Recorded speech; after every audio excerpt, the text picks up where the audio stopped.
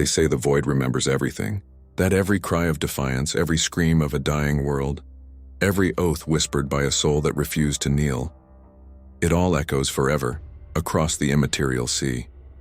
So perhaps it was inevitable that something, or someone, I heard it, when the veil between realities thinned above a nameless manufactorum world.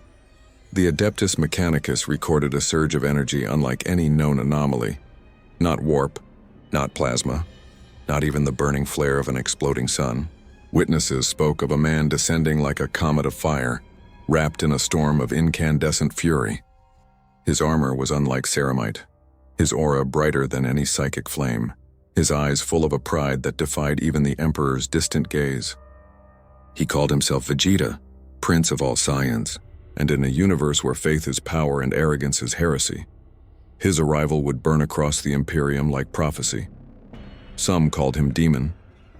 Some said he was the Emperor reborn, but none who saw him ever forgot the moment the void screamed his name.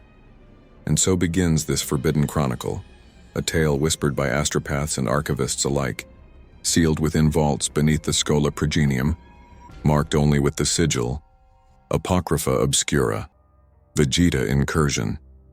If you are drawn into stories where myth bleeds into the machinery of empire, where pride challenges godhood, then remain with us. Like, share, and subscribe to keep these forbidden histories alive, lest they vanish into sanctioned silence. They saw it first as a wound in the heavens, a rip of white flame tearing across the black. For 7 heartbeats, the night above the manufactorum world of Karas 5 burned brighter than any sun it had known. The alarms came after, shrieking across Vox relays and servitor minds, but by then it was far too late. The comet had already fallen. It struck beyond the hive walls, carving through ferrocrete and rusted towers, vaporizing half a district in a single instant. When the smoke cleared, the crater bled steam and molten metal. Skitarii patrols advanced in rigid formation, rifles raised, their optics struggling to make sense of what their machine spirits showed them. The center of the impact was not void, not ruin, but movement. A figure, half buried in glassed earth, smoldering yet unbroken. He exhaled, and the air itself shuddered. Vegeta rose, breath ragged, the taste of ash in his mouth. The ground trembled beneath his boots. He could smell promethium, the copper tang of machine oil and something else, the stench of fear from the soldiers encircling him. They barked words he didn't understand, filtered through mechanical voices, fragments of command distorted by the static hum of their Vox grills. His body felt wrong, heavy, as though the air itself resisted him. He reached inward for his key and found only emptiness. No pulse of life energy, no blazing core. Just silence. A vast, cold void. The nearest Skitarius raised his weapon, the muzzle flaring crimson. The blast hit his chest and scattered harmlessly into sparks. Another followed, then a dozen more. The smoke thickened, swallowing him whole. When it cleared, he stood untouched, eyes narrowing to slits. "You dare?" he muttered, voice low, alien against the hum of their machines. Then he moved. The first Skitarius vanished beneath his fist, armor folding inward like paper. The others followed in a blur of motion. No key, no light, only raw strength distilled into violence. He tore through them as easily as shadows, each motion fueled by instinct more than memory. The fight was over in seconds. Silence returned, broken only by the slow hiss of cooling metal. He looked around. Endless towers stretched into a poisoned sky, cables like veins pumping smog through the heart of the city. Somewhere far below, engines churned and servitors chanted binary hymns to unseen masters. This world reeked of death masquerading as order. He felt it pressing against his mind, the psychic hum of billions chained to labor, praying to gods that never answered. A sudden pulse of light drew his gaze, a drone hovering overhead, recording him. He leapt upward and crushed it in his hand, its remains falling like metal ash. From beyond the horizon, a siren echoed. Reinforcements. Good. He welcomed them. Anything to shake this strange paralysis, this suffocating stillness that felt like a dream stretched too long. But as more shapes appeared, metallic figures in ranks chanting binary canticles flanked by spider-legged walkers, he felt something deeper stirring inside. A pressure, a whisper beneath his consciousness. "You are not of this realm." The voice wasn't his. It was layered, distant, vibrating like an echo across a vast ocean. He snarled, shaking it off. "Whatever this place is," he muttered, "I'll break it apart until I find my way out." Lightning cracked above. The sky roared in answer. He stepped forward as the Skitarii advanced, their chanting rising to a fever pitch. The first volley struck, blinding light painting the ruins white. When it faded, only dust remained, and in the center of it, the Prince of Saiyan stood surrounded by molten metal and fire. Somewhere, deep within the Manufactorum's data vaults, a Magos biologist watched through a dozen bionic eyes. His servitors trembled under the data load, trying to categorize the anomaly. Energy readings exceeded all Imperial records. The Magos whispered a single word, its syllables distorted by the static of fear. "Demon." And across the ruin, Vegeta smiled, not with amusement, but with the savage recognition of the inevitable. He had seen this look before on worlds long forgotten. The same fear of power they could not comprehend. The same reflex to cage what they did not control. The flames reflected in his eyes as he lifted his hand, feeling the faint, aching echo of power stir. Not Kai, but something else, raw and untamed. His aura flickered, faint blue against the red of the fires, feeding off the very heat of the Manufactorum around him. It was not enough. But it was something. He clenched his fists, feeling the energy coil tighter. Around him, the city began to burn. Far above, the void itself seemed to shiver, as if reality strained to contain the weight of what had fallen from the stars. And in the darkness between worlds, something old and vast turned its gaze toward him. They came for him at dawn. The ash storms had quieted, leaving a pallid light that filtered through the smog like the glow of a dying sun. The Magos of Karis 5 had summoned half a cohort of Skitarii, their augmetics gleaming with ritual oil, their chants echoing through the fractured Manufactorum ruins. They moved in perfect unity, an orchestra of steel and silence, guided by the cold certainty of the machine god's will. Vegeta waited for them amid the cratered remains of his arrival, sitting upon a collapsed tower like a king among bones. His armor, fractured from his fall, clung to him like scorched obsidian. The faint blue flicker around him had dimmed to almost nothing. His head throbbed with questions he couldn't voice, as if this world itself smothered understanding beneath layers of static. When the first Skitarius approached, it didn't speak. It simply extended a bionic arm, a halo of red targeting lasers painting his chest. The others encircled him, forming a perfect ring of mechanical faith. Then the Magos appeared, a towering figure of brass and robes, flesh half swallowed by the machine. Tubes coiled from his spine into hovering servo skulls. Voxcasters on his chest clicked and spat binary syllables as incense burned around him. "Biological anomaly," Magos intoned, his voice a symphony of distortion. The subject exhibits impossible kinetic readings. Possible xenodemonic hybridization. Initiate containment. Vegeta didn't move. Containment? The word tasted like mockery. The Skitarii surged forward, their mechanized limbs hissing, restraints snapping open like iron snakes. For a heartbeat, he allowed them to approach, curious to see how far their arrogance stretched. Then one dared touch his arm. The next instant was slaughter. The restraint shattered, followed by the skull beneath it. Vegeta rose with the speed of thought, tearing through their formation like a storm of fists. Metal screamed, sparks erupted, blood mingled with oil. The Magos tried to retreat, his servo skulls screeching invocations of the Omnissiah. A gauntlet of crimson energy struck him before he could finish the prayer, hurling him against a wall of machinery. Vegeta stood over him, breathing heavily, every nerve singing with violent clarity. "You think you can chain me?" His voice was quiet now, almost reflective. "You worship machines, yet you understand nothing of power." The Magos coughed, fluid leaking from a broken respirator grill. "Power is obedience," he rasped. "All must serve the Omnissiah." That word, serve, twisted something inside Vegeta. Memories surged. Frieza's smirk, Beerus's glare, every god and tyrant who had ever dared call him lesser. He clenched his fist, the old rage rising again, hot and familiar. "Then tell your god this," he said softly. "I bow to no one." The strike that followed split the ground. The Magos ceased to exist, vaporized in a flash of blue light that came not from Ki, but from something deeper, older, scraping against the fabric of this world. The blast resonated through the Manufactorum, melting steel into rivers of glass. For a long time there was only silence. Then, from the ruins of the data vault, a single surviving servo skull floated upward, lenses flickering. It captured everything, the energy burst, the impossible readings, the image of a being wrapped in blue fire standing amid annihilation. It fled skyward, transmitting to orbit before the flames consumed it. Vegeta looked up, sensing movement. Dozens of dropships breaking through the clouds, marked with the sigil of the Adeptus Mechanicus. The air trembled with their engines. He could hear their vox hymns even from the ground. Praise to the machine god, calls for purification, for annihilation of the profane.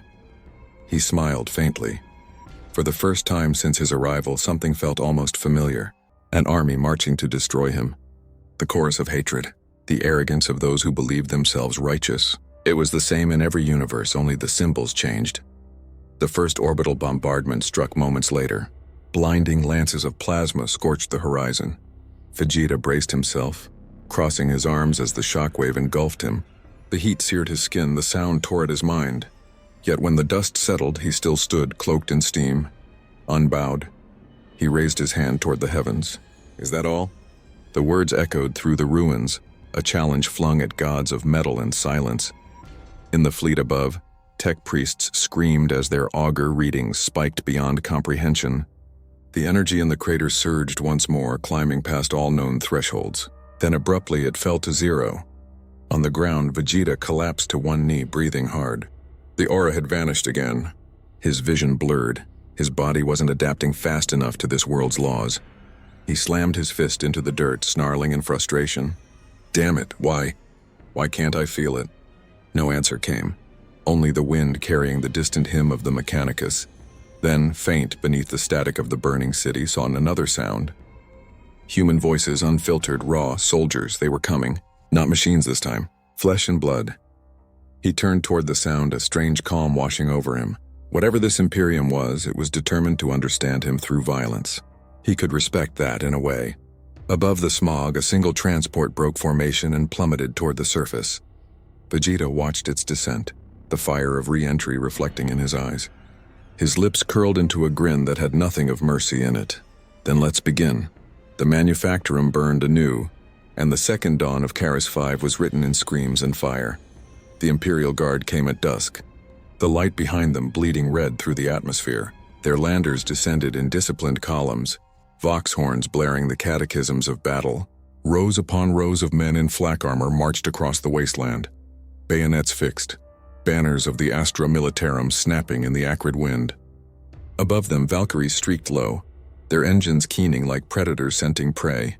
To them, this was another purge, another demon to exterminate in the Emperor's name. But to Vegeta, it was something far more intimate, a challenge. He stood at the crater's edge, shirt torn, body streaked with soot. His aura had not yet returned, but his pride burned hotter than any flame. He watched as the Imperial ranks spread like an iron tide. The command voices cutting through the static. In the Emperor's name, fire. The first salvo erupted from a line of basilisks, their cannons vomiting shells that arced through the sky and fell upon him with thunderous precision. The earth convulsed. Smoke blanketed the crater, dust rising in choking waves. For a moment, all sound vanished beneath the echo of their bombardment. Then slowly, impossibly, the silhouette emerged. Vegeta walked through the inferno unhurried, every footstep ringing like a war drum. The shells had left his skin raw, his armor in tatters, but he stood, unbroken, unyielding. The soldiers faltered. They had seen heretics burned, Xenos shredded, but nothing like this. He lifted his gaze toward their command line. For an instant, he felt something stirring deep within.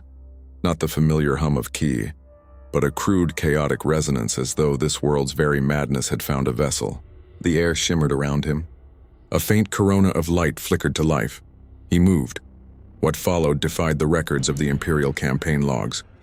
Witnesses spoke of a blur of motion, a storm made flesh. Lehman Russ tanks crumpled like paper under his strikes. Lasfire turned to glittering sparks against his body. He tore through regiments as if walking through mist, each impact shattering bone and metal alike. Men screamed prayers as they died, invoking the Emperor's mercy, but none came. Vegeta roared, his voice cutting through the chaos like a blade. It wasn't rage, not truly. It was liberation. The first true pulse of life he'd felt since his arrival. The rhythm of combat, of struggle against the endless tide. This was his language, his solace, his truth. He leapt into the air, energy gathering around his fist. Not the clean radiance of ki, but something raw, unstable, drawn from the warp-touched atmosphere itself. When he struck the ground, the impact tore a crater wide enough to swallow a platoon. The shockwave hurled soldiers and armor alike into the ruins, scattering banners and blood across the ash plains. Then, silence. Smoke drifted, illuminated by the dying sun. The surviving guardsmen fell to their knees, muttering litanies, clutching their aquilus. Above them stood the prince, chest rising and falling, eyes burning with that impossible mixture of exhaustion and triumph. He looked at his hands, trembling faintly. The glow was fading again. The power came in flashes, unpredictable, as though this realm rejected him even as it fed him. His thoughts swirled.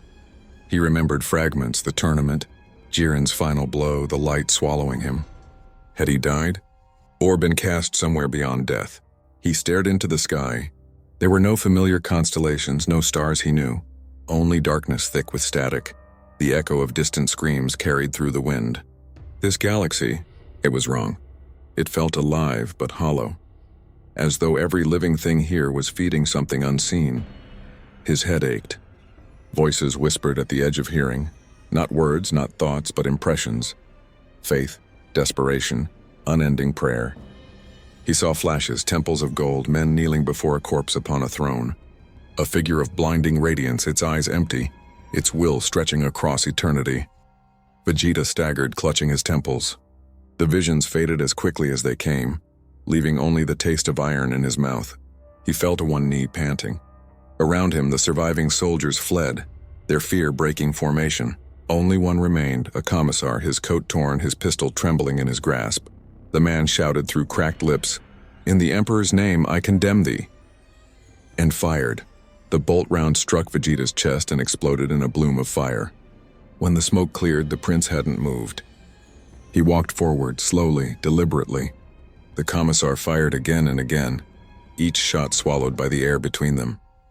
When the gun clicked empty, Vegeta reached out, seized the man by his coat, and lifted him off the ground. "Tell me," he said, voice low, almost curious. "Who is this emperor you all worship?" The commissar's eyes were wild. The god of man, the light of the Imperium, the one who... Vegeta's grip tightened. "A god?" he echoed. "Then this universe truly is pathetic." He hurled the man aside. "You kneel to corpses and call it strength." He turned away, stepping through the ruin toward the horizon. The battlefield smoldered behind him, a graveyard of machines and men. The setting sun bled red against the smoke, casting his shadow long across the earth. Somewhere in the void above, the data from the battle streamed across the Imperium's networks, footage of a lone figure annihilating a regiment without weapon or sorcery. In the orbital command vessel, an Adeptus Mechanicus officer made the sign of the cog and whispered to no one, "By the Omnissiah, what have we found?" On Karis 5, amid the silence of burning steel, Vegeta raised his eyes one last time to the blood-colored sky and smiled faintly. "I've been in worse hells," he murmured, and the world, as if listening, trembled again. He wandered for days through the carcass of Karis 5. The Manufactorum world had fallen silent after the battle. No more hymns, no more artillery, only the low moan of broken engines and the crackle of distant fires. Ash drifted through the air like snow. It clung to his skin, mixing with the blood that still hadn't washed away. Each step echoed in the hollow world like a reminder of everything that had died to meet him. Vegeta didn't know where he was going. He only knew he couldn't stop.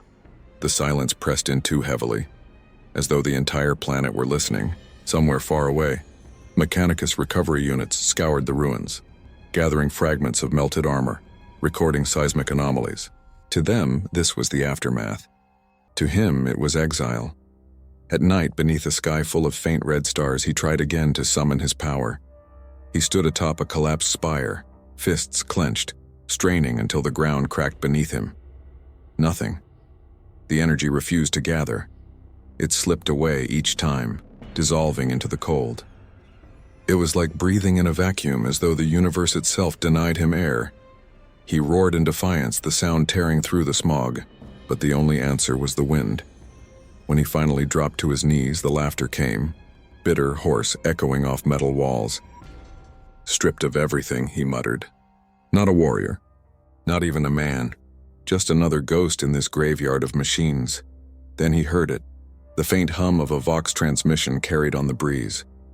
The voice was fractured, distorted, half prayer, half broadcast. "Faith is the Emperor's shield. Darkness consumes all who forget his light." Vegeta tilted his head. "Faith?" The word tasted strange to him. "That's what you call this madness?" He followed the signal. Through collapsed towers and fields of shattered glass, he walked until the transmission grew stronger. At last he found its source, a makeshift chapel built from the wreckage of tanks and hab shells. Candles flickered inside, their flames barely holding against the toxic wind. A priest knelt before a crude altar, his back to Vegeta. The man's robes were torn, his body trembling with exhaustion. He was speaking into an ancient Vox bead, his voice calm despite the ruin around him. "To those who hear, hold the line. Even in desolation, the Emperor watches. The stars may dim, but his will endures." Vegeta stepped closer. "You believe that?" The priest froze, turning slowly. His eyes widened at the sight of the stranger, the burnt armor, the aura of alien menace. Yet he didn't flee. Instead, he bowed his head. "If you have come to take my life, do it." "I have given all I have," Vegeta frowned. "I didn't come to kill you. I came to understand." He gestured toward the altar. "This Emperor, what is he to you people?" The priest hesitated, choosing his words carefully. "He is everything. The protector of mankind, the light that guards us from the void." Vegeta's expression darkened. "A god sitting on a throne while the galaxy burns." "The Emperor does not burn," the priest replied softly. "He endures. Through him, we endure." The prince's laugh was low, humorless. "I've met gods. Fought them. They bleed like anyone else." He turned away, staring at the stars. "Your galaxy feels hollow. Everything here worships death." The priest said nothing. Only the wind spoke, rustling the tatters of his robes. Vegeta looked back at him. "If your Emperor is so powerful, why are you all dying?" "Because even the light must suffer to be seen," the priest whispered. For a long time, neither spoke. Then Vegeta stepped closer, his voice quieter now, almost thoughtful. "I don't understand your kind. You surrender to pain, call it virtue. You kneel before something that can't even stand." The priest met his gaze, unflinching. "Faith doesn't surrender. It's defiance. Against despair. Against the warp. Against everything that tells us we are nothing." Something in those words lingered like an ember caught in ash. Vegeta turned and walked away without another word, but the echo stayed. Faith is defiance. It gnawed at him. That night, as he rested in the ruins, dreams came. Though dreams felt too small a word for them. He saw a golden figure upon a throne of light, its body motionless, its mind burning across eternity. Billions of souls knelt in the void, feeding its fire with prayer. And for an instant, the figure turned its head toward him. The gaze pierced through every defense he had ever built. It was not mercy, not malice, and only weight. A pressure so vast it threatened to crush him. Vegeta woke up gasping, the taste of metal in his mouth. The stars above seemed closer, pulsing faintly, as if watching. He felt the faintest hum of energy ripple beneath his skin, alien and cold but alive. He looked toward the horizon, where the ashes of Keras 5 met the void. Somewhere out there in this god-haunted galaxy, the being from his vision waited, a corpse that ruled empires, a god without breath. He rose slowly, the old pride settling over him once more like armor. "Fine," he murmured. "If this world wants gods, it'll get one." And as he walked into the darkness, the wind carried his laughter, and sharp, proud, defiant, across the ruins of a dead world that had never known a sound like it before. The galaxy stretched before him like a wound, torn open, raw, and bleeding light. Vegeta had stolen a vessel from a wrecked fleet drifting near the edge of the Segmentum Obscurus, its crew long dead from exposure. It was an ugly machine of human make, all iron and prayer etched into steel. Every surface was scratched with holy wards, and every console bore the marks of desperate faith. It was a ship designed not to fly, but to beg. He learned its systems by instinct, bending its primitive engines to his will. Days turned into weeks as he drifted deeper toward the strange pulse he felt across the stars. He didn't need charts to follow it. It was inside him now, a whisper at the edge of hearing, the echo of something vast calling him forward. Each night, he stared through the ship's viewport at the rift in the void, the eye of terror. Even from light years away, it shimmered with impossible color, twisting reality around it like a living storm. Planets had vanished within it.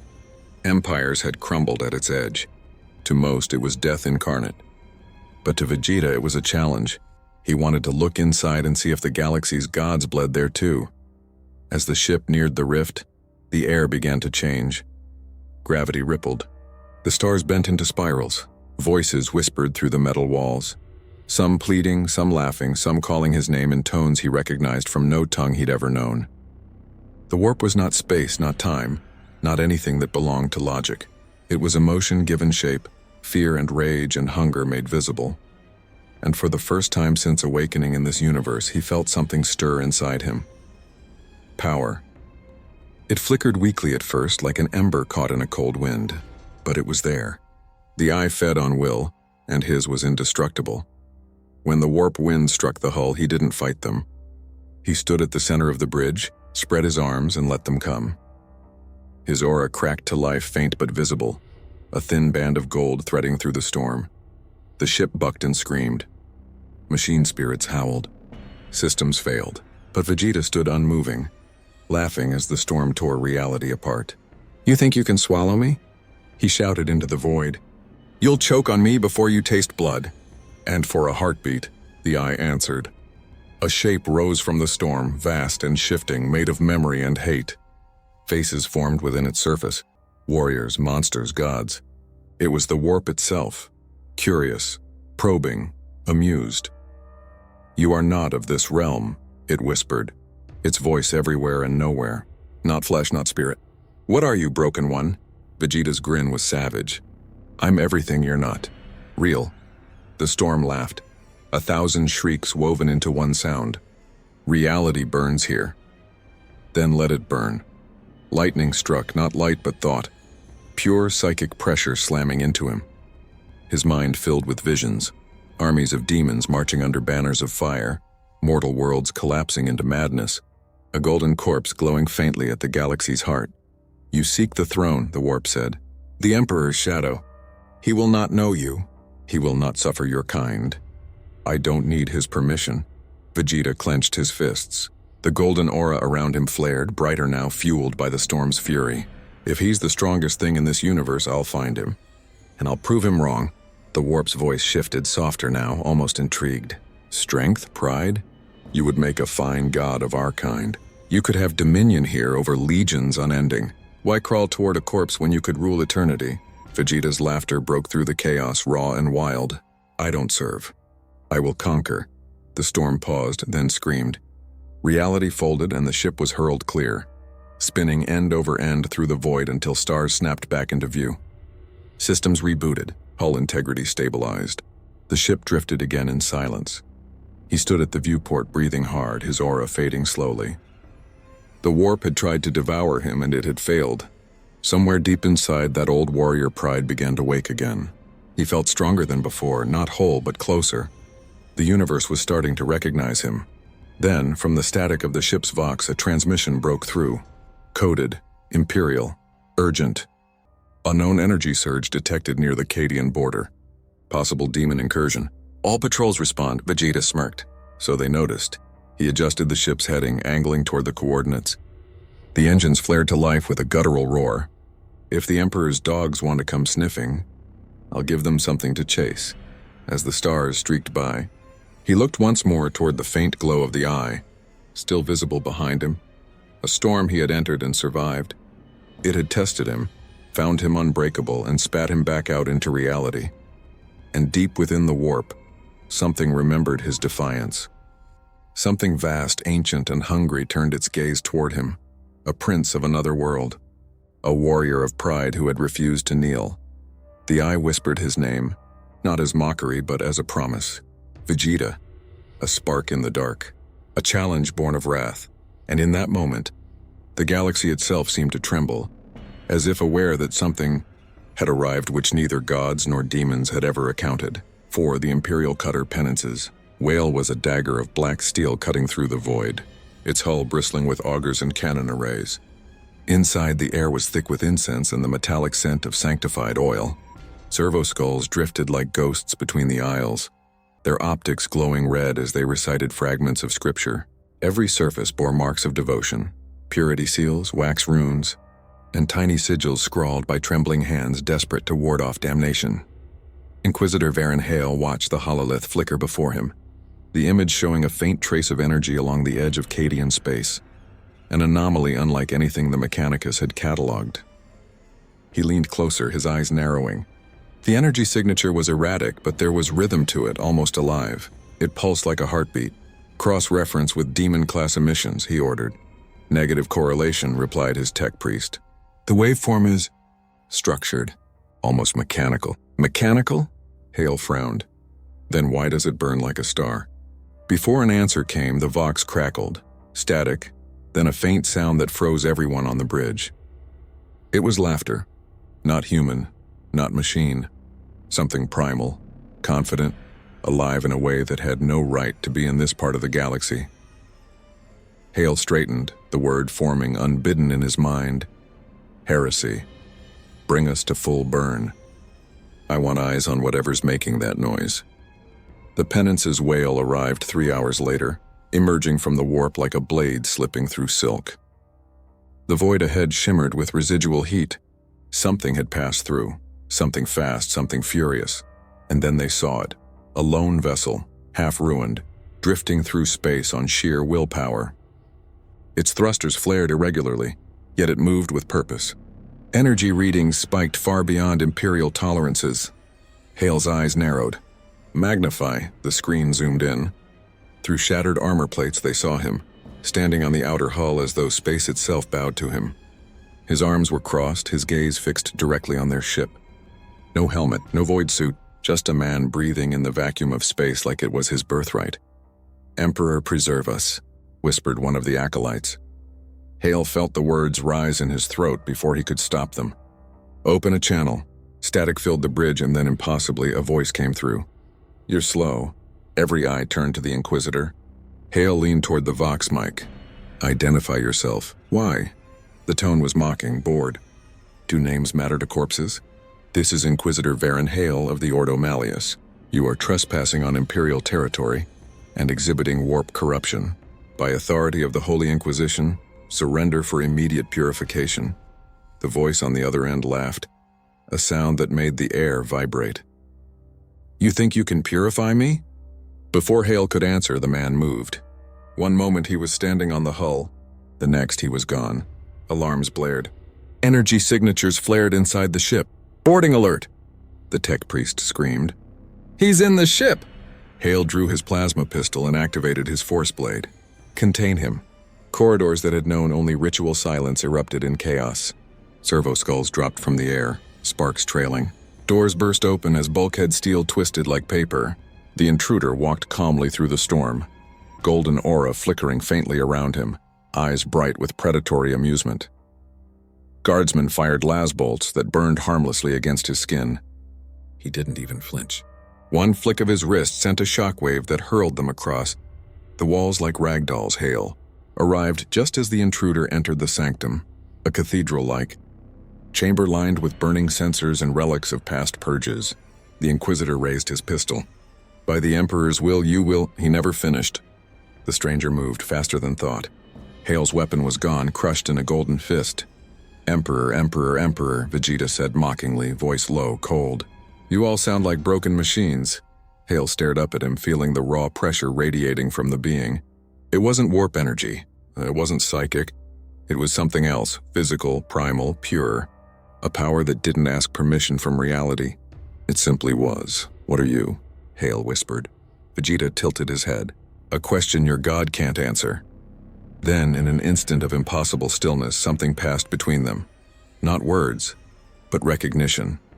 Hale, servant of faith, staring at something that didn't belong in the Emperor's order, and Vegeta for the first time looked at a man who truly believed without question.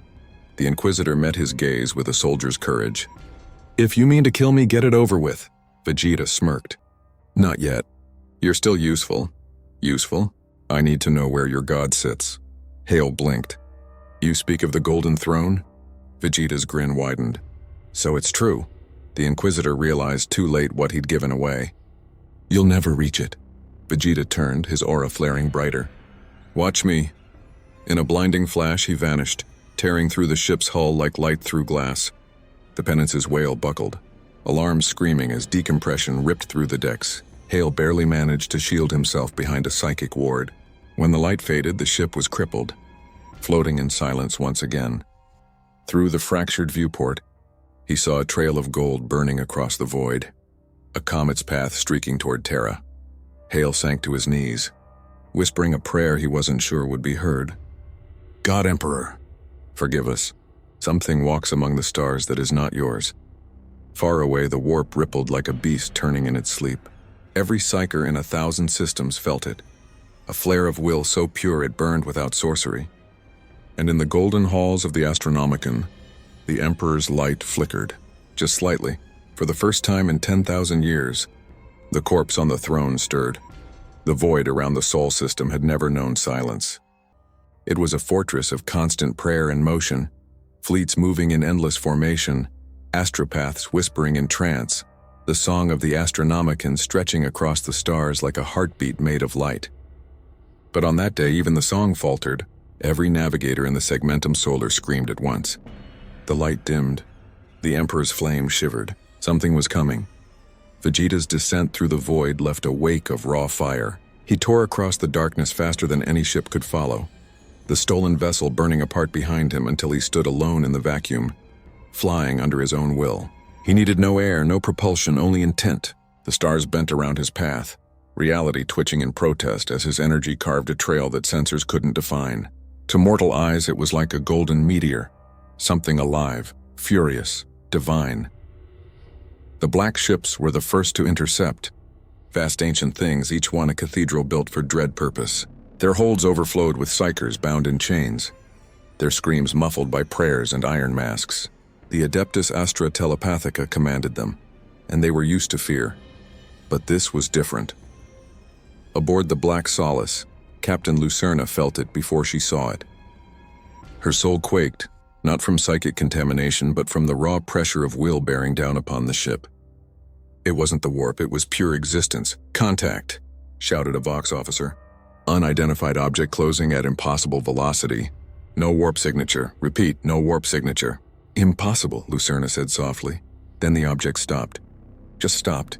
Dead in the void, a few kilometers ahead of her ship. Through the viewing ports, she saw him. A figure suspended against the stars, arms folded, cape torn by solar wind. His eyes burned with the color of a sun collapsing into itself. She couldn't speak. The entire bridge fell silent, caught between awe and terror. Every instrument went haywire. Auspexes screamed static. The machine spirit of the Black Solace keened like a child in fear. Vegeta hovered before the ship, regarding it like a predator studying an unfamiliar prey. The vessel was enormous. Gothic arches, statues of saints carved into armor plating, its prow shaped like a screaming angel. His voice carried through the void, transmitted not by technology but by sheer will. "Is this what you call power?" he said, his tone cold, disdainful. A coffin dressed as a temple? Inside, the officers froze as his voice vibrated through the hull, bypassing every system. Lucerna clutched her rosarius, whispering a prayer. "By the Golden Throne," she breathed, "what are you?" Vegeta smirked. "I'm the reminder your gods can bleed." With a flick of his hand, he vanished, reappearing atop the ship's dorsal hull. Energy built beneath his feet, rippling golden arcs across the void. The hull glowed red, metal groaning under pressure. He didn't strike, not yet. He was testing it, feeling the resistance of their sacred iron, the defiance of faith. Lucerna's voice broke through the panic. "Open Vox to Terra, code Omnis Imperator. We have an anomaly inbound to Sul, hostile beyond measure." But as the message went out, something else answered first. The Astronomicon pulsed. For a single terrifying instant, every psyker aboard every ship in the Sol system went blind. The Emperor's light flared, not in rejection but recognition. The void around Vegeta shimmered gold and white, a clash of wills unseen by mortal eyes. Vegeta felt it too. The presence vast and still, watching him across the endless black. He had felt gods before. He had destroyed them, but this was something older, something bound by purpose so absolute it had become indistinguishable from death. He spoke softly, almost to himself. "So you are the one they kneel to," no voice answered. The only reply was the deep hum of the Astronomicon, a sound that resonated inside his bones like a challenge. "Good," he whispered, his aura flaring brighter. "Then you'll see me coming." Below him, the Black Solace shuddered. Its machine spirit screamed in binary prayer as its weapons locked on. Dozens of macro-cannon batteries aimed skyward, and the void filled with fire. The barrage tore across the darkness. But Vegeta moved between the shells like a shadow, his form flickering with motion faster than thought. Each shot he deflected sent fragments of molten iron spiraling into the sun's reflected light. Lucerna gave the order that no one dared before: "Ramming speed!" Engines roared. The Black Solace surged forward, its prow wreathed in flame. For a moment it looked as though faith itself would crush him. Then in a burst of gold he vanished, only to reappear above the bridge. The captain barely had time to draw breath before the ceiling ripped open. Vegeta dropped through the breach, the void roaring around him. He stood amid a storm of shrapnel, cape billowing. Eyes locked on the stunned mortals below. "Tell your emperor," he said. Voice low, deadly calm. "The Saiyan prince is coming." And with that, he vanished again, gone in a shimmer of light, leaving only silence and ruin in his wake. For a long time, the bridge crew didn't move. Then one by one they knelt, not to him but out of reflexive terror, as if the act might protect them. Lucerna remained standing, her eyes wide with the after-image burned into her mind. "A prince," she whispered. "Of what throne?" The ship's vox crackled again, Terra's signal cutting through. "This is the Adeptus Custodes. The anomaly has entered Sol space. All black ships fall back. The throne demands isolation." Lucerna sank into her command throne, her voice trembling. "He's already seen the light. You can't hide him from it now." And somewhere, deep beneath the surface of Terra, beyond vaults of gold and shrines of dust, the Emperor's eyes opened within his ruined shell. No breath, no heartbeat, but awareness. A flicker of something ancient and weary, remembering what defiance once felt like. In the darkness of the golden throne, a single thought rippled outward. So it begins again. The light of Sol burned brighter than he expected. Even through the void, even through the haze of 1,000 defensive satellites and the shadow of Luna's broken manufactoria, the star seemed alive, pulsing with heat, defiance, and something almost sentient. Vegeta hovered in orbit above the cradle of humanity, staring down at the planet that glittered beneath him. Terra, the home of the so-called God Emperor, the throne of faith, the graveyard of a species that worshipped its own shadow. From this height, the world looked peaceful, a sphere of gold and white cloud. But when he focused, he saw what it truly was. The scars, the orbital clutter, the endless scars of war that never healed. The oceans were choked with refinery platforms. The continents glowed faintly with reactor haze, and the skies trembled with the constant hum of millions of ships moving in ritual procession, all circling the same point, the light that emanated from the Golden Palace. He didn't need guidance to know where to go. He felt it. The pull, the gravity of faith and fear, and something older than either. It drew him downward like a current. As he descended, alarms erupted across every Imperial defense grid. Battle stations awoke from centuries of silence. The skies around Terra filled with light as macro-cannon emplacements and void shields flared to life. Fleets of the Adeptus Custodes' golden warships pivoted in precise unison, their hulls shining like blades. Vox channels screamed with overlapping commands. Unidentified energy signature entering lower orbit. Pattern does not conform to any known Xenos technology. Redirect all lance batteries. Keep target at the center of the anomaly. 1,000 ships turned their guns toward a single speck descending through the void. A lone figure trailing light like a falling star. Vegeta didn't flinch. The barrage came like rain, streaks of plasma and laser fire converging into one incandescent storm. He moved through it with contemptuous ease, each beam glancing off his aura, each explosion swallowed by the energy field around him. He was not dodging. He was walking through their god's fire. From the throne world below, the custodies watched the readings spiral out of logic. In the Hall of Presence, where only the Emperor's most loyal guardian stood vigil, alarms that had not sounded in 10,000 years began to toll. Shield Captain Atheon knelt before the throne, his Auramite armor glowing with reflected gold. He could not see his Emperor's face, and none could, but he felt something stir, a tremor not of sound but of soul. "My lord," Atheon whispered, his voice a prayer swallowed by the chamber's vast silence. "Something comes. Its light defies categorization," no voice replied. But the light of the Astronomicon flickered, and in that flicker every custodian on Terra felt a pulse in their chest, a command older than speech. "Prepare." Above, Vegeta pierced the clouds. Fire trailed from his body, cutting a path through the atmosphere as the thunder of re-entry roared across the skies. Below him stretched the Imperium's heart, the sprawl of the palace, an endless sea of towers, cathedrals, and walled citadels built upon the bones of ancient Earth. It was beautiful in the way ruins are. Magnificent, tragic, eternal. He landed atop one of the outer sanctum towers, the impact shaking the spire to its foundations. Wind howled across the parapets. He stood there, cape torn, eyes fixed on the horizon where the golden throne's light bled into the clouds. "Is this your kingdom?" he murmured. "A tomb built from prayers?" The air shimmered and 3 figures appeared. The custodian guard, gold-armored, spear-tipped, each one radiating a presence that would break mortal minds. They did not hesitate. They struck as one. Vegeta barely moved.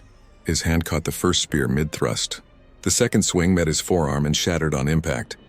The third blow landed across his chest, and the weapon broke, its haft splintering into light. He looked at them, amused. "So these are your finest?" The custodians did not speak. They simply reformed, moving with speed that blurred into gold arcs. The tower around them shook as energy met energy, light clashing with light. For a heartbeat, Terra itself seemed to dim. Then with a sound like thunder splitting stone, Vegeta unleashed his aura. The shockwave hurled the custodians across the parapet. He stood in the eye of a golden storm, eyes blazing with defiance. "Tell your god to come out," he said, voice cutting through the wind, "or I'll drag him from his throne myself." Far below, deep beneath layers of sacred vaults and stone, the Emperor's body sat upon the throne, a corpse that had not drawn breath in millennia. Yet for the first time in ages, the golden aura around him brightened, faint but undeniable. The air trembled. The custodes in the chamber fell to their knees as the psychic temperature shifted, something vast awakening behind the silence. And then, the faintest breath. A whisper not made of sound but of will. "Why do you come here, stranger?" The voice echoed not through air but through Vegeta's mind. Vast, solemn, old, beyond measure. He froze, not from fear but from recognition. Power. Not the kind that destroys, the kind that endures, he smirked, his voice low. To see if the stories are true. The clouds parted above him, revealing the sun's dying light bleeding across the palace. His aura flared brighter, answering the ancient glow that pulsed from within the throne.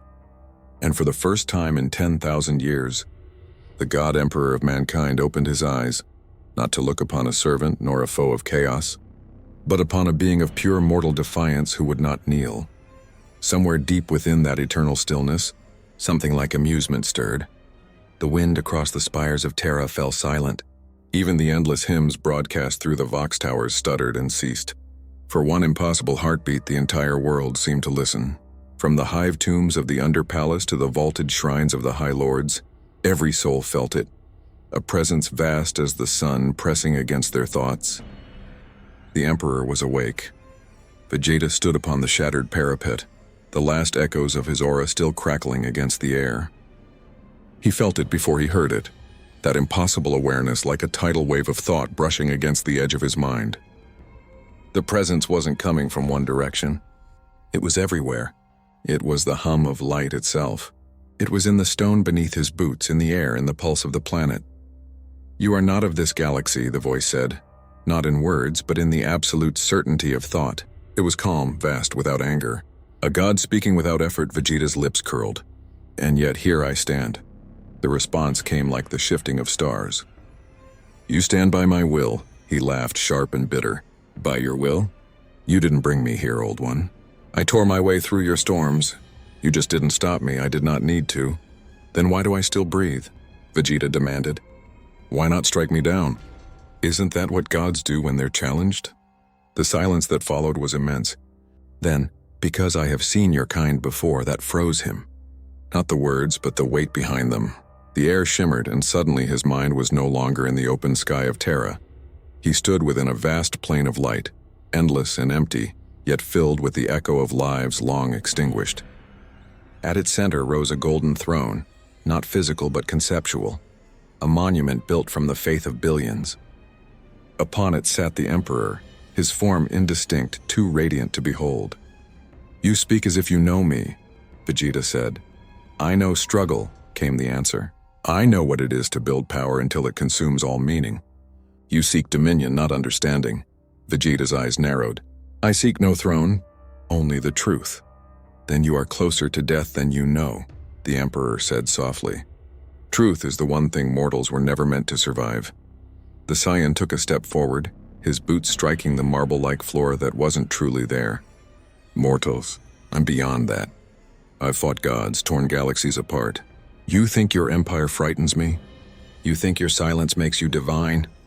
The light around the Emperor pulsed, and not in rage but sorrow. No, I think you are lost. As all who confuse strength with purpose are lost, that struck deeper than any blow. For a moment, Vegeta's breath caught. He wanted to argue, to roar, to prove the old man wrong. But the words that rose inside him weren't anger.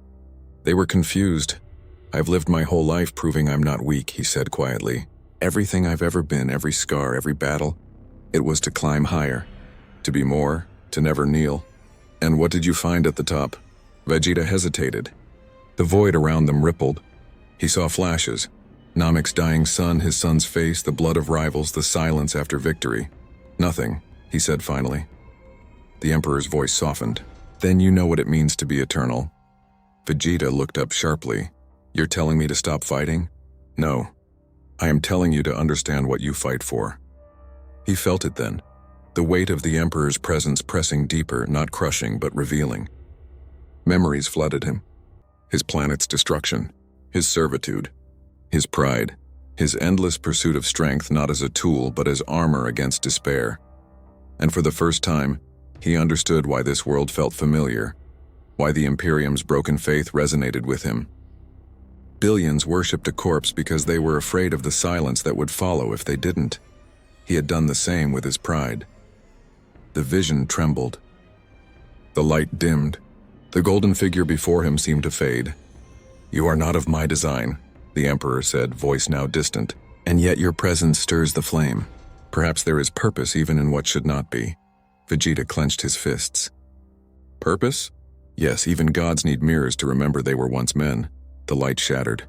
He was standing once more upon the parapet of the outer palace, wind tearing through the smoke. The custodies had withdrawn, forming a silent perimeter at a distance, unsure whether to attack or kneel. He looked toward the horizon, where the light of the Astronomicon burned brighter now than it had in centuries. Somewhere below, the Emperor's body still sat unmoving, yet the galaxy felt changed. For a long moment, Vegeta said nothing. Then he smirked. You still think you're the only one who endures, old man? We'll see. He turned his gaze upward. The void called to him again, the endless dark, the promise of battles yet unfought. His aura flared, scattering ash and prayer papers into the wind. Below, priests began to chant without knowing why. Above, the stars trembled. The throne's light steadied, not diminished, not renewed, but different, balanced, and somewhere in that quiet, a god who had forgotten how to dream remembered what defiance sounded like. The warp was quiet. For the first time in 10,000 years, its tides fell still, not calm but watchful, like a sea waiting for a storm. Every navigator across the Imperium woke screaming that night, eyes bleeding starlight, for they had felt something beyond understanding, a mortal will burning brighter than the Astronomicon itself. Somewhere beyond the veils of madness, the gods of chaos turned their gaze toward a single impossible spark, tearing through their dominion. Vegeta flew through that nightmare realm, his body limned in gold, his aura cutting a path through storms of thought and memory. He felt them circling, shadows vast as planets whispering in tongues older than time. Rage, lust, change, decay. They pressed against him, curious, hungry. He ignored them. He was done bending knee to higher powers. Not to kings, not to gods, not to ghosts made of humanity's fears. Do you hear me? He shouted into the void. His voice cracked the unreality around him like glass. I am not your servant. The warp howled in answer. Faces formed and unformed in the ether. 1,000 lies, 1,000 offers, and all promising the same thing. Power. Power without struggle, victory without pain. Vegeta's lip curled. Weakness, he spat, and the golden aura around him flared hotter, searing away the illusions. The demons screamed and fled. Even the great entities, the four who sat upon their thrones of madness, withdrew for a breath's span, not in fear, but in something colder. Recognition. This was not the first time the material had given birth to something that could wound the immaterial. They remembered another will long ago, chained to a throne of gold burning forever, and now there was a second flame. When Vegeta emerged back into real space, the void was silent. His armor was scorched, his gloves half melted from channeling energy that even he could barely contain. The wreck of an Imperial battleship drifted before him, torn open by some long-forgotten engagement, its interior flickering with the dim blue of failing plasma coils. He landed upon its hull, the metal groaning under his boots. Below him he saw the dead, rows upon rows of withered corpses still in their harnesses, their bones draped in tattered banners of the Imperial Aquila. Some had died fighting, some had simply waited for orders that never came. He stood among them in silence, listening to the hum of the ship's dying heart. These people, he murmured. They fight for a god who never speaks. And yet, as he said it, he felt the echo of the Emperor's words. Even gods need mirrors to remember they were once men.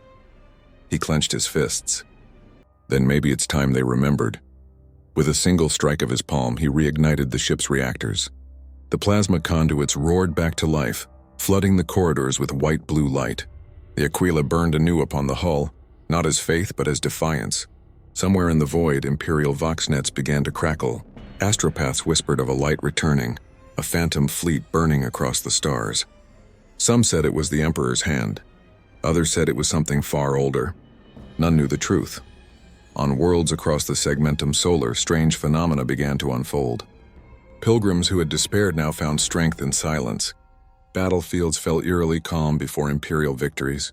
In the cathedra fortresses of the ecclesiarchy, statues of the Emperor wept molten gold. Rumors spread like wildfire. The throne had spoken, but not through the voice of priests, through a stranger, wreathed in golden fire, whose wrath made the warp itself tremble. Vegeta drifted above the ship's bridge, looking toward a nearby star. His reflection gleamed in the viewport glass, scarred, weary, yet still unbroken. He thought of Bulma, of Trunks, of every world he'd left behind. The thought struck him like a blade. They were gone. Time meant nothing here. He was alone, trapped in a future that wasn't his, among men who worshipped a corpse. For a moment, he let himself feel the weight of it, not despair, but understanding. This was the cost of survival. The Saiyan prince had always stood alone, but now isolation carries a purpose beyond pride. Somewhere in this dying galaxy, hope had become a dangerous word. Maybe he could remind them what it looked like. He turned, gathering energy at his palms. The battleship beneath him trembled as he filled its engines with Kai. Slowly, impossibly, the ancient vessel stirred. Its dead crew would never rise, but its shell would fly again. A vessel reborn, carrying light into a darkness that had forgotten how to burn. The ship roared forward, its wake leaving a trail of golden flame across the void. Vox networks filled with panic and awe. Imperial command could not track it, nor could the Inquisition explain it.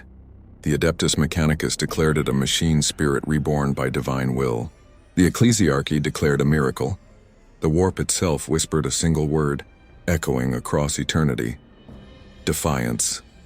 And deep within the immaterium, where gods feasted upon thought and fear, something new began to stir. A ripple not born of belief but of will. A silence between screams. A place where prayer could no longer reach. Vegeta looked back once toward the faint shimmer of Terra far behind him. He thought of the Emperor, the corpse who had dared call him lost. "We'll see which of us burns out first," he said quietly. Then he faced the void again and smiled. "Let's find the next fight." The engines flared brighter, and the silence of gods deepened. They would call him many things in the centuries to come: the Golden Wanderer, the false Primarch, the Wrath of the Throne. But among the soldiers who saw him rise through the smoke of dying worlds, there was only one name that endured in whispers: the Godbreaker. It began at the edge of Segmentum Obscurus, where 1,000 systems had long since fallen to ruin. The Imperium no longer sent ships there. Only the dead traveled that far. But one day the dead began to move. The derelict battleship that had once drifted lifeless between stars returned, burning gold, its hull marked with strange runes none could decipher. Worlds that had not seen light in generations awoke beneath its passing. Crops sprouted in poisoned soil. Demons fled from shrines that had once been theirs, and in the skies above they saw him, a lone figure blazing brighter than the suns he passed. Vegeta had long stopped counting the days. He didn't sleep anymore. He didn't need to. The warp followed him, whispering, testing, but could not touch him. He had become something beyond its reach, a being of pure intent. He still bled, still felt hunger and exhaustion, but every drop of his energy carried purpose. Each time he fought, the void itself seemed to recoil, as though the act of resistance itself was poison to the unreal. The first to confront him were the Black Templars. A crusade fleet had tracked the burning vessel through the Maelstrom's outskirts, mistaking it for a heretical miracle. They came in purity seals and faith, their chaplains roaring hymns through the Vox. When they saw him standing upon the prow of his ship, bareheaded, eyes burning like a dying star, they demanded his name in the Emperor's tongue. "I am not your god," he told them. The fleet opened fire. Light filled the heavens. When the glare faded, their ships were gone. Not destroyed, but drifting silent, engines extinguished, their crews unconscious yet unharmed. Their leaders awoke to find their swords melted into their own fists, still hot from divine flame. On their ship's bridge, scorched into the adamantine floor, was a single sigil. 2 crescents joined at the center, the Saiyan royal mark. It would become a forbidden symbol in the ecclesiarchy within a year. After that, others came. The Inquisition declared him a xenodemon, an instrument of the dark gods. The Mechanicus called him a fragment of the Omnissiah. The Astra Militarum worshipped him as a saint. Chaos cults named him the Usurper, the flame that consumes. The galaxy didn't know whether to fear or adore him, and in truth neither did he. But with each battle, each act of defiance, something shifted. The Astronomicon pulsed brighter. The warp grew still. Billions of prayers once screamed into the void and fell silent, not in despair, but in understanding. Faith began to change. The Emperor was no longer the distant, unmoving god of golden stagnation. He became the flame of rebellion, the will to endure even when the stars turned against you. Vegeta didn't know if the Emperor himself guided this transformation, or if humanity simply began to see through its own myth. He didn't care. He had stopped asking questions only gods could answer. His war was no longer against heaven or hell, but against apathy and against the quiet surrender that had smothered this galaxy for millennia. And so the legend of the Godbreaker spread. Some said he had entered the Eye of Terror and silenced a demon Primarch with a single blow. Others swore he had faced a Necron-silent king and walked away without a scar. There were even whispers that he had returned to the throne world, not as a challenger, but as a shadow standing beside the corpse of the Emperor, 2 beings eternal yet weary, watching the light of mankind flicker across the void. No record confirmed any of it. No proof survived. Only stories passed in secret among soldiers and navigators of a man who refused to kneel. And somewhere beyond the reach of imperial archives, beyond the endless crusades and lies of priests, a figure stood upon the hull of his ship, staring into the abyss. His armor was scorched, his breath heavy, his body marked by countless wars, but his eyes were calm. The stars stretched before him, countless and cold. He could feel the pulse of the galaxy itself, vast and unending. But for the first time he felt peace. He had broken gods, silenced faith, and torn holes in eternity. And yet none of it mattered. Because beneath all the chaos and madness he had found what he had sought since the day he was born, meaning not in conquest, but in choice. Vegeta closed his eyes. The hum of the engines faded. The ship drifted onward, carried by nothing but will. In the silence, the Emperor's voice came one last time, faint, distant, like the echo of a dying star. "You were never mine to command. Vegeta smiled. And you were never mine to destroy. The light dimmed. The ship passed into the endless dark between galaxies. Some say he still flies there, a streak of gold across the eternal night, neither divine nor damned, just free. And in the cathedrals of Terra, beneath the watchful gaze of the golden throne, a rumor persists that once, for the briefest moment, the corpse of the Emperor smiled,